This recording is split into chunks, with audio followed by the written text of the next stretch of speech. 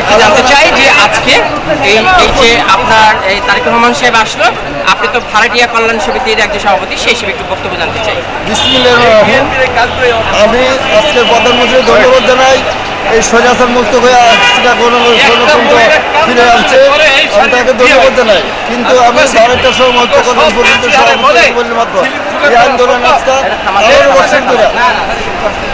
18 বছর ধরে এই আন্দোলন করতেছি।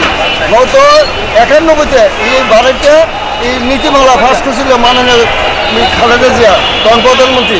আজ পর্যন্ত এটা বাস্তবায়ন হয় নাই। আমি মাননীয় প্রধানমন্ত্রীকে অনুরোধ করবো যে এটা যাতে বাস্তবায়ন হয়। ভারতটা খুব নির্যাতন আছে বর্তমান যুগে। আপনাদের এই সংগঠনের একজন উপদেষ্টা হিসেবে আমরা দেখতে পাচ্ছি সবসময় আপনার সব সহযোগিতা আপনার পাশে আছে এমন একজন ব্যক্তি মোহাম্মদ বশিরউদ্দিন বাহু সাহেব, আপনাদের এই সংগঠনের একজন উপদেষ্টা না? আমাদের এই ভারতীয় সঙ্গে উপদেষ্টা আজকে 18 বছর আগেই আমাদেরকে সহযোগিতা করছে।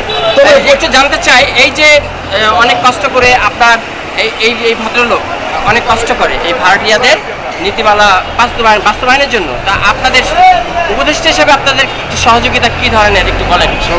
আসলে ব্যক্তিগতভাবে বলতে গেলে আমাদের যে ইয়াকুব আলী ভাই এই ভাড়াটিয়া সংগঠনের যে কার্যক্রম যদি সে সাকসেস করতে পারে, আমি মনে করি অনেক ভাড়াটিয়া আছে তারা মুখে বলতে পারে না, তাদের জন্য খুবই উপকারিত হবে।